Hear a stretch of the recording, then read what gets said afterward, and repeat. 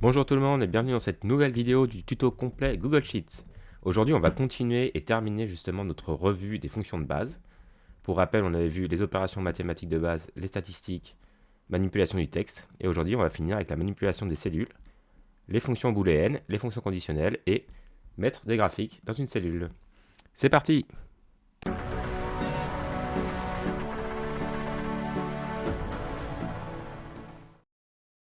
On va repartir exactement de là où on était resté la dernière fois. Et on va continuer notre découverte des fonctions avec les fonctions qui vont nous permettre de manipuler des cellules. Alors admettons que par exemple, j'aimerais bien retrouver le prix du fromage en tranche. Donc rechercher la clé fromage en tranche dans la première colonne et renvoyer la valeur de la colonne 4 ici, son prix.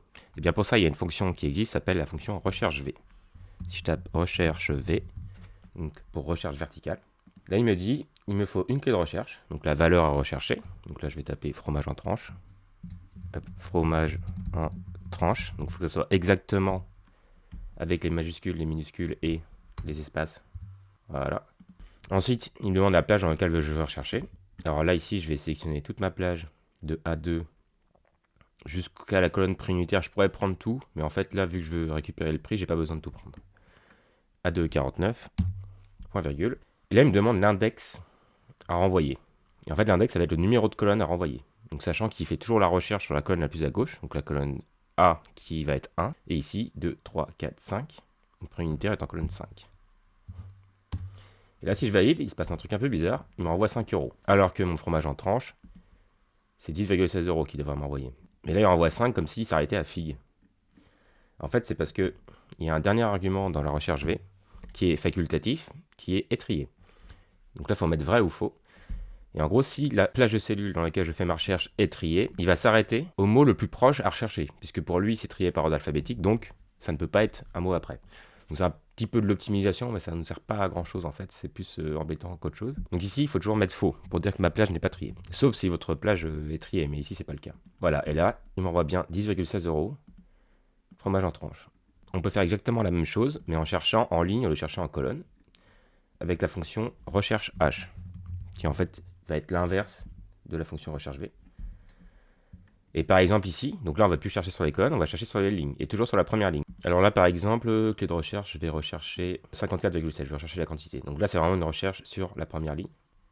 54,7. Ma plage de cellules, bah, je vais récupérer toute ma plage aussi. Et par exemple je vais envoyer 4 lignes après. Et là pareil, pas oublier de mettre le faux, je valide, et là il m'envoie 67,9, qui correspond en fait à la valeur, si je prends 54,7, je décale de 4, 1, 2, 3, qui correspond à la quatrième valeur, 67,9.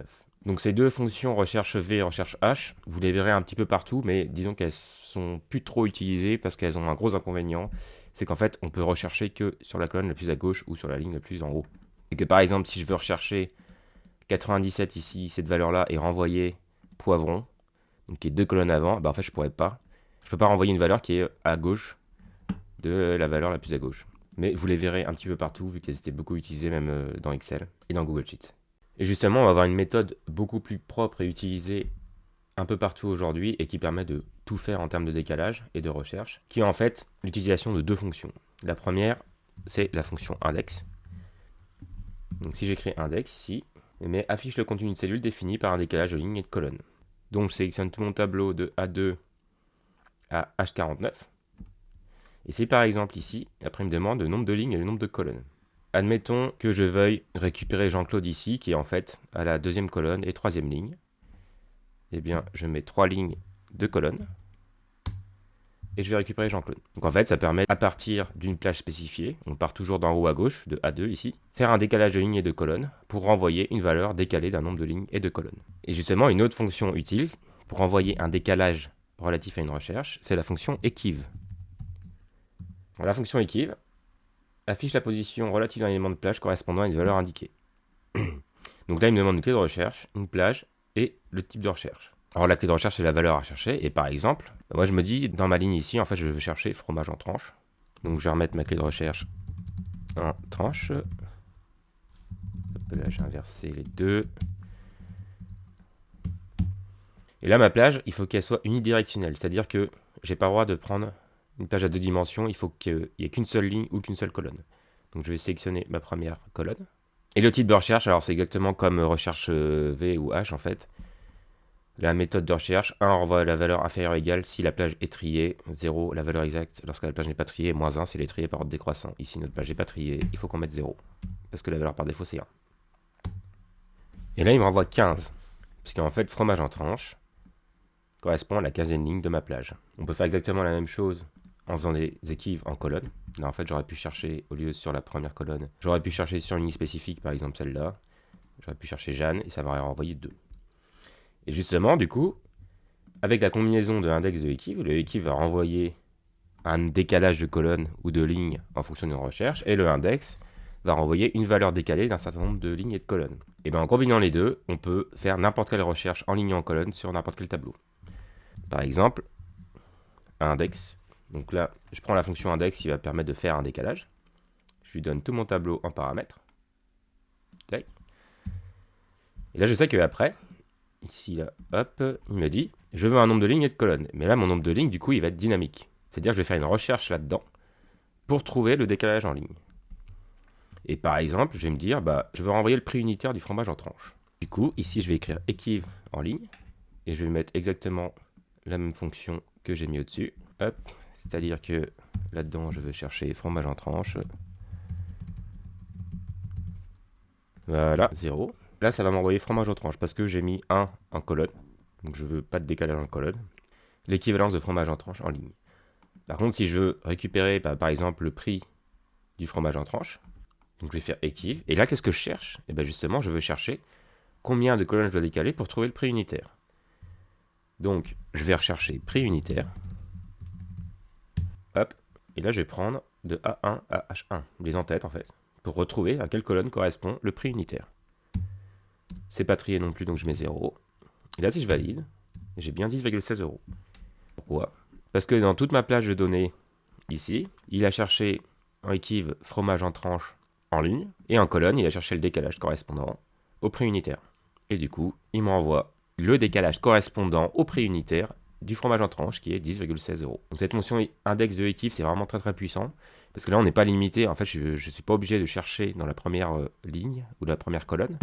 Je peux très bien chercher un client ici pour trouver mon décalage en fait d'index, en prenant équive de la colonne B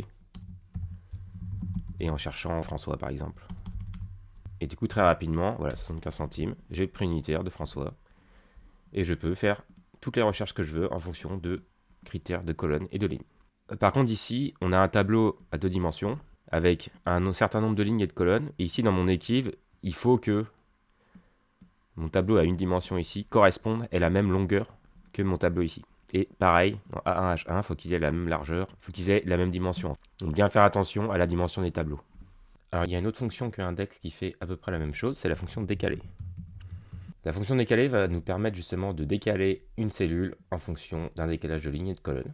Sauf que là, en fait, je prends qu'une seule référence de cellule et non pas une plage. Par exemple, je vais cliquer sur brioche ici et je veux récupérer le gramme ici. Donc je veux décaler de 1, 2, 3 colonnes et de une ligne. Donc une ligne, 3 colonnes. Et là, ça va bien m'envoyer gramme. Exactement comme index. Sauf que dans décaler, on peut aussi récupérer une plage de cellules et pas qu'une cellule. Et là, en fait, je peux lui donner la hauteur et la largeur de la plage. Par exemple, si je veux récupérer 2 lignes, 2 colonnes. Là, on voit que ça va m'envoyer gramme, litre, 0,1 centime et 1,66. Ce qui correspond justement à gramme, litre, 0,01 centime et 1,66 euros. En fait, je peux renvoyer sous forme matricielle un tableau de données. Ce que je ne peux pas faire avec la fonction index. Voilà, c'est la seule différence entre les deux, mais ici, quand on utilise index ou décalé, c'est juste que pour le décaler, il faut mettre juste la valeur de la première cellule et pas la plage. Ça fonctionne pareil. Et la fonction index va pouvoir brider aussi si jamais on demande un décalage qui est en dehors de la plage, ça ne marchera pas. Alors que la fonction décalée, si je décale là de 1000 lignes, ça va m'envoyer la valeur 1000 lignes après. Il n'y a pas du coup de notion de cadrage de plage spécifiée. Et enfin, on peut aussi faire la fonction indirecte, qui va nous permettre justement de renvoyer une cellule, mais spécifiée comme une chaîne. Dans l'exemple, là, il nous met B et 10. Alors, qu'est-ce que ça nous permet de faire? C'est-à-dire qu'au lieu d'aller chercher une cellule B10, par exemple, là, c'est sous forme de chaîne de caractères. Vous me direz, quel est l'intérêt de faire une notation sous forme de chaîne de caractères? Et par exemple, si je veux rechercher une valeur qui est dans une autre feuille de façon dynamique, et ici pour l'exemple, je vais taper 09 graphique. Je vais taper le nom de la feuille, 09 graphique. Voilà, son nom exact. Et admettons, dans ma feuille graphique, je veux récupérer, voilà, C3. Mais je sais pas trop comment s'appelle cette feuille, enfin, ça s'appelle graphique, mais peut-être qu'elle va bouger. Et bien là, en fait, avec la fonction indirecte, je vais mettre graphique ici, et je vais recréer ma chaîne avec le et ou le concaténé. On peut aussi faire ça avec le concaténé. Double code, simple code, double code, et le nom de ma feuille, et simple code, point d'exclamation, et j'ai dit C3. Et là, on voit qu'il m'a récupéré automatiquement le nom de ma feuille ici. L'avantage de ça, c'est si jamais j'ai plusieurs feuilles avec données identiques et je veux récupérer justement de façon rapide les données de cette feuille, bah là j'ai juste à changer le nom de ma feuille et il va récupérer automatiquement avec le indirect le nom de ma feuille. Et ça, cette notation-là, on ne peut pas la mettre en fait dans une cellule normale ou dans une autre fonction, ça ne fonctionnera pas. Il faut vraiment passer par la fonction indirecte pour envoyer la valeur. Voilà à peu près dans quel cas de figure elle peut être utilisée. Voilà un petit peu pour les fonctions qui permettent de manipuler des cellules, notamment de renvoyer des références et des valeurs de cellules selon des recherches ou un décalage précis. Ne vous inquiétez pas, on va voir dans la pratique à quoi servent toutes ces cellules dans l'exercice à la fin des vidéos. Maintenant, on va voir les fonctions qui permettent de renvoyer des valeurs booléennes. Alors un booléen, justement, c'est vrai ou faux. Ça peut prendre que deux valeurs, on appelle ça 0 ou 1 aussi en informatique. 0 étant faux, 1 étant vrai. Et on a tout un tas de fonctions qui vont nous permettre de renvoyer des valeurs booléennes, justement, vrai et faux, et on verra à quoi ça sert dans les fonctions conditionnelles juste après. Alors déjà, on peut savoir si deux chaînes de caractères sont identiques avec la fonction exact. Bon, la fonction exact prend deux paramètres, la chaîne 1 et la chaîne 2, et renvoie vrai si c'est identique, renvoie faux si c'est pas identique. Par exemple ici, bon là, je vais faire un exemple très simple, si je mets Bastien et Bastien, alors il faut que je mette un guillemet, voilà, il m'envoie vrai. Par contre, si je mets Bastien avec un B minuscule comparé à Bastien avec un B majuscule, il m'envoie faux. Ce ne sont pas les mêmes chaînes. Pareil si je mets un espace, c'est pour ça que je dis que l'espace est très important. Donc là, je vais remettre Bastien, voilà, là ici on voit que c'est vrai. Si je mets un espace dans ma chaîne, c'est faux. Parce que la première chaîne c'est espace Bastien, et la deuxième chaîne c'est Bastien. C'est pour ça que l'espace est très important et qu'il faut éviter de mettre justement des espaces avant ou après dans les mots. Ça, je le vois très souvent chez des clients. Le fait que quand ils écrivent, ils font pas gaffe, bah, ils écrivent lit par exemple avec un espace. Et si je compare lit là, bon, on va faire l'exemple. Hein. Ici, dans mon exact, je vais comparer litre ici avec litre ici. Voilà, il va m'envoyer faux. Parce qu'ici, on ne le voit pas. Non, c'est ici du coup. Voilà, on ne le voit pas, mais il y a un espace derrière.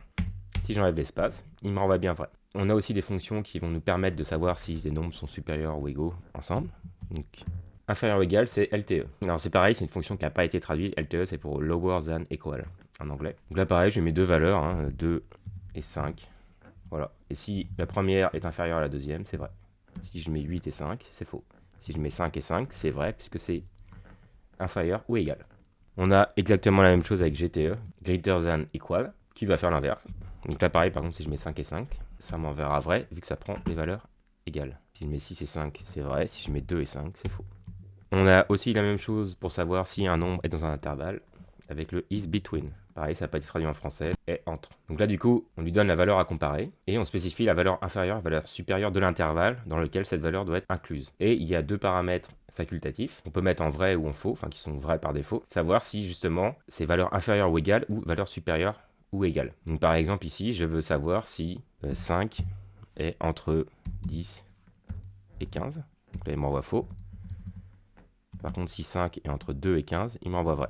Et si je mets 5 est entre 5 et 15, il m'envoie vrai aussi parce que par défaut, la valeur inférieure et supérieure sont incluses. Mais si je ne veux pas inclure la valeur inférieure, j'écris faux ici. Et là, il m'envoie faux. Du coup, 5 n'est pas dans l'intervalle, qui n'est pas inclus. On peut aussi renvoyer la valeur vraie. Voilà, c'est simple, c'est égal vrai. Voilà. Alors, c'est une fonction, donc il faut mettre des parenthèses. Donc ça renvoie toujours vrai. On verra en quoi ça peut être utile. Et pareil, égal faux, renvoie la valeur logique faux. Et justement, on peut utiliser les opérateurs booléens ou et. Alors qu'est-ce qu'un opérateur booléen ? C'est un opérateur qui va nous permettre de faire des calculs de façon logique entre des valeurs vraies et des valeurs fausses. Alors là, en utilisant des valeurs vraies ici en dur, ça n'a pas trop d'intérêt. Par contre, on a vu que on peut aussi savoir si deux chaînes de caractères sont identiques. Et on peut ajouter d'autres tests en fait pour dire je veux que ça soit vrai et que ça soit vrai, ou que ça soit vrai et que ça soit faux. Et on pourra faire en fait de la logique combinatoire avec. Donc l'opérateur ou. Voilà, il s'appelle OU. Expression logique 1 et facultatif 2, 3, 4, 5, etc. Et par exemple, du coup, si je mets vrai comme valeur logique et faux dans la deuxième, le résultat vaudra vrai, parce qu'il faut qu'il y ait au moins un des deux qui soit vrai. Et on a aussi l'opérateur et, donc avec et là, et Et là, il m'envoie faux, parce que pour le et, il faut que les deux soient vrais. On a aussi un autre opérateur, là je vais ajouter une ligne, qui s'appelle le ou exclusif. Je vais mettre ou exclusif. Alors justement, la différence entre le ou et le ou exclusif, c'est que le ou, il faut que l'un des deux soit vrai, ou les deux soient vrais. Alors que le ou exclusif, c'est écrit XOR. Donc là, c'est pareil, ils l'ont pas traduit, hein, c'est X ou. Si je mets deux valeurs vraies, il va m'envoyer faux.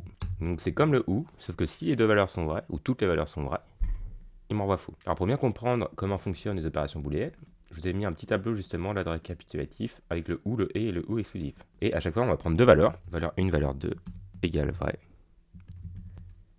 Voilà, et le reste est faux. En fait, pour faire tous les cas de combinaisons possibles, donc soit les deux sont faux, soit il y en a une qui est vraie, l'autre est fausse, soit une est fausse, l'autre est vraie, soit les deux sont vraies. Et on va faire pareil pour le et pour le ou. Et le résultat, bah là, je vais faire ou de cette valeur-là et cette valeur-là. Hop, je valide tout. Voilà. Et il me dit, bah, si les deux sont vrais, c'est vrai. S'il y en a au moins une des deux qui est vraie, c'est toujours vrai. Et par contre, si les deux sont fausses, c'est faux. Par contre, pour le et, on va voir que c'est un petit peu différent. Hop, je recopie ma formule. Si les deux sont vrais, c'est vrai. Pour tout le reste des cas, c'est faux. Il faut vraiment que tous les arguments soient vrais pour que le et renvoie vrai. Et pour le ou exclusif, donc là, je vais recopier-coller cette formule-là et je vais mettre XOR à la place. Voilà. Et si je valide, eh bien, c'est comme le ou, sauf que si les deux valeurs sont vraies, ou toutes les valeurs sont vraies, ça renvoie faux. On aura l'occasion aussi de pratiquer un petit peu sur les opérations booléennes et voir en détail à quoi ça sert. Là, je sais que c'est peut-être un peu théorique et flou. Voilà un petit peu pour les fonctions qui renvoient des valeurs booléennes. Maintenant, on va voir les fonctions conditionnelles. Alors, la première qu'on avait vue, c'est compter un nombre de cellules numériques non vides. Donc ça, on l'avait fait avec le nombre, NB. Eh bien, il y a la même méthode qui existe, mais selon une condition. Il s'appelle le NB si. Là, il demande la plage et le critère. Par exemple, je veux compter le nombre de cellules qui contiennent Jeanne. Il faut mettre une majuscule. Voilà, et là il m'envoie 4. En fait, dans ma colonne B de client, il y a 4 fois Jeanne. Et je peux faire ça avec plusieurs conditions aussi. Mais là, c'est pas la même fonction, c'est le nombre si ans. Par exemple, là, je veux compter toutes les lignes qui contiennent Jeanne. Et je veux savoir combien Jeanne a acheté de basilic. Combien de fois elle a acheté du basilic. Donc là, je vais sélectionner mon produit dans mon plage de critère 2. Et mon deuxième critère, bah, je veux que ça corresponde à basilic. Hop. Et là, il m'envoie 1. Donc en fait, je sais que Jeanne a acheté une seule fois du basilic dans mon tableau de données. Et comme ça, je peux rajouter autant de critères que je veux. Il faut savoir que les arguments là sont cumulatifs. On a la même chose en faisant des sommes. Là, je peux faire un somme si. Donc là, en fait, je veux additionner des nombres. Alors là, on a un critère en plus, c'est qu'en fait, on peut sommer une plage différente de mon critère de recherche. Par exemple, là, je vais reprendre mon exemple avec Jeanne. Donc je vais reprendre ma plage, voilà, B2, B49, Jeanne. Et là, en fait, il ne peut pas sommer cette plage vu que c'est du texte. Par contre, je peux lui dire la plage à sommer. Il faut que cette plage, par contre, soit exactement de la même dimension que ma plage de critères. Et là, en fait, bah là, je veux avoir le prix total de tout ce qu'a acheté Jeanne. Donc, je vais faire H2, H49, prix total, et je valide. Voilà, et je sais que Jeanne a acheté pour 770 € de marchandises sur 4 transactions, vu que j'ai le nombre aussi là-haut qui me montre le nombre de transactions qu'elle a eu. Et de la même façon, on peut faire la même chose avec plusieurs critères. Donc là, je peux faire un somme si ans.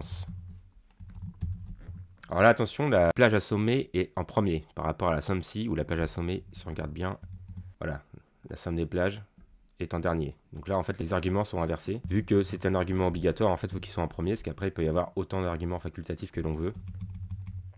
Donc là, il me demande la plage à sommer. Donc là, je me dis, bah, je vais sommer aussi les prix totaux. Et là, il faut que je mette ensuite mes plages de critères et mes critères. Donc là, je vais reprendre le même exemple. Je veux toutes les commandes de Jeanne. En critère 1 et en critère 2, je veux toutes les commandes de basilic de Jeanne. Donc produit et basilic. Et il m'envoie 0,714. Bon, en fait, il m'envoie juste, vu que je sais que j'ai qu'une seule valeur qui contient Jeanne et basilic, il m'envoie ici 714. Voilà, si on augmente le nombre décimal, on voit que c'est identique. Une fonction très utile maintenant, c'est la fonction si, qui va permettre de renvoyer des résultats différents en fonction d'une condition. Elle s'appelle si. Et là, elle me demande une expression logique, valeur si true, valeur si false. En gros, là, je vais faire un test, je vais tester quelque chose, et selon que le test soit vrai ou faux, je vais renvoyer la valeur si true ou la valeur si false. Donc la valeur si le test est vrai ou la valeur si le test est faux. Par exemple, ici, je me dis, bon, bah, là, j'ai calculé le nombre de cellules non vides de Jeanne qui a acheté du basilic, ça fait 1. Et je me dis que je veux renvoyer une valeur précise si j'ai trouvé plus de 0 valeur en fait dans ma cellule. Donc là, je vais faire si L54 supérieur, donc j'ai le droit d'utiliser l'argument supérieur ici, à 0, strictement supérieur à 0. Alors, je peux mettre Jeanne a acheté du basilic, par exemple. Voilà, ce que je teste Jeanne et basilic. Et s'il faut, je vais mettre pas de basilic pour Jeanne. Voilà. Donc là, ça me renvoie, j'ai acheté du basilic parce que le test est positif. L54 est bien supérieur à 0. Par contre, si je change ici, à la place de basilic, par exemple, je vais mettre brocoli, 0, parce que Jeanne n'a pas acheté de brocoli. Et là, ça met pas de basilic pour Jeanne. Bon, après, c'est un exemple, là, je pourrais changer par brocoli. Mais en gros, là, on va faire un test dans le premier paramètre. Si ce test réussit, on renvoie la deuxième valeur, qui peut être une fonction, du texte, n'importe quoi, des nombres, même d'autres tests. En fait, on peut imbriquer des si à l'intérieur des si. Et si la valeur est faux, elle renvoie ce qu'il y a en troisième argument, qui peut être également du texte, un nombre, une autre fonction, etc. Donc ce test conditionnel va nous permettre de faire beaucoup de choses justement et de renvoyer pas mal de valeurs différentes en fonction d'une condition qui réussit. Ce sera une fonction qui sera très utile. Et enfin, dans les fonctions conditionnelles, on a la fonction si erreur qui va nous permettre de renvoyer, s'il n'y a pas d'erreur, ça va renvoyer la valeur, mais s'il y a une erreur, ça va renvoyer une autre valeur que l'erreur. Par exemple, on sait que ma fonction formula texte, je vais écrire ici formula texte, qui affiche justement la valeur de la formule sous forme de texte. Si on lui met une référence de cellule qui ne contient pas de formule, ça renvoie une erreur en fait. Ben, je vais réutiliser cette propriété là. Si je la mets directement ici, si je mets i58 ici, la cellule i58 ne contient pas de formule, donc ma fonction formula texte renvoie une erreur. Il renvoie na. Maintenant j'aimerais bien que soit renvoyer autre chose, soit ne rien renvoyer. Bien justement, avec la fonction si erreur, je lui mets justement ce que je veux. Et la valeur à envoyer s'il y a une erreur. Par exemple, écrire en gros erreur. Je valide. Et là, à la place de mon erreur, du coup, ça m'envoie erreur. Par contre, si je mets une formule, même égale 2, et bien ça va m'envoyer la valeur qu'il y a en premier argument. Et si je veux ne rien renvoyer si j'ai une erreur, au lieu de renvoyer en fait l'erreur qui va être affichée, et bien je mets pas de deuxième argument. Et là, en fait, la fonction si-erreur ne va rien renvoyer si la formule qu'elle a testée à l'intérieur renvoie une erreur. Donc c'est très utile en fait pour de l'affichage ou pour envoyer d'autres valeurs que des valeurs d'erreur et pouvoir après les traiter. Et enfin, une autre fonction qu'on ne trouve pas dans Excel et qui est vraiment propre à Google Sheets, mais qui peut être très très utile pour l'affichage de données, c'est une fonction qui permet d'afficher un graphique dans une cellule. Ça s'appelle la fonction sparkline. Là, il me demande des données forcément en paramètres obligatoires. Par exemple ici, si je prends toutes mes quantités et que je valide, là on voit qu'il m'a créé une courbe dans la cellule qui représente justement mes quantités ici. Alors on peut changer la couleur de cette courbe en changeant la couleur du texte. Et en fait dans les options, si on regarde nos options, là il nous dit, alors c'est entre crochets, c'est une notation assez particulière, mais on peut mettre chart type, max, enfin il y a tout un tas de choses qu'on peut mettre. Et si je clique sur en savoir plus, ça va m'ouvrir la doc. Et là en fait, il va me donner quelques exemples, chart type bar, max. Donc là par exemple, je vais copier-coller, je vais tester. Alors attention, ici c'est de l'anglais. C'est-à-dire que vous voyez que le séparateur c'est une virgule et le séparateur aussi c'est une virgule ici. Donc nous en français ça ne fonctionnera pas. Et pour avoir la bonne syntaxe, là il me dit chart type anti-slash bar, max, anti-slash 50. Le des virgules ici, il faut que je mette des anti-slash. Avec CTRL ALT et 8 et pareil ici. Donc là je lui dis que je veux un chart type de type bar avec un max à 40. Alors là, du coup, il m'a fait une espèce de barre de progression là remplie. C'est parce qu'en fait, toutes les valeurs du coup vont être cumulées et toutes de la même couleur. Et en fait, on a d'autres paramètres qui vont nous permettre justement de modifier la couleur. Et par exemple, ici, je vois color 1, color 2. Ah, pour les barres du graphique, pour les graphiques à barres, bah tiens, ça m'intéresse ça. Donc je vais remettre des arguments. Je veux une color 1 en bleu, une color 2 en orange. Et je vais enlever mon max 40 aussi pour pas avoir de max. Voilà. Donc là, en fait, il m'a pris toutes mes valeurs de quantité et il les a cumulées les unes après les autres. Alors du coup, je vais dupliquer ça, hop, et lui, je vais le laisser de base. Voilà. En fait, ici, je vais mettre quelques exemples à piocher. Donc, graphique en courbe, graphique en barre, et on peut aussi faire un graphique en colonne. Alors pour le graphique en colonne, je récupère encore toutes mes quantités. Alors là en fait du coup j'ai écrit chart type colonne, color c'est du bleu pur, empty ignore ça veut dire ignorer les valeurs vides, et not a number convert, nan ça veut dire not a number, c'est à dire tout ce qui n'est pas un nombre est converti, et ignorer si jamais c'est pas bon. Et là du coup on a un graphique à colonne, avec justement une colonne par valeur de notre plage. Donc là il y a 48 valeurs, donc ça fait 48 colonnes. Et si on agrandit la cellule, on voit que ça s'adapte bien, ça va prendre toute la largeur de la cellule. Et on peut mettre des paramètres supplémentaires, par exemple, mettre une couleur pour le min, une couleur pour le max. Donc là, je vous le donne aussi, c'est les arguments low color et high color. Alors là, c'est une écriture hexadécimale de couleur, mais en fait, je pourrais mettre red, ça fonctionne aussi. Et là, je vais laisser comme ça pour l'instant. Et là, qu'est-ce qu'il m'a fait? La couleur la plus basse, il l'a mise en rouge, et la couleur la plus haute, il me l'a mise en verte, un vert un peu clair. Là, je peux taper green aussi, si je tape les noms en anglais, ça fonctionne aussi.